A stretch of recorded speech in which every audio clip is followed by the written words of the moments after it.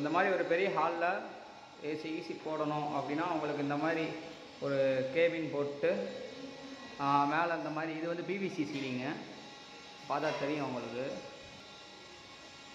PVC ceiling இந்த மாதிரி போட்டிங்கன்னா நம்ம ஒரு ஏசி ஃபிக்ஸ் பண்ணிக்கலாம், வெளியே போகாது, கூலிங்காக இருக்கும் உங்களுக்கு. பார்த்தா தெரியும் பாருங்கள்.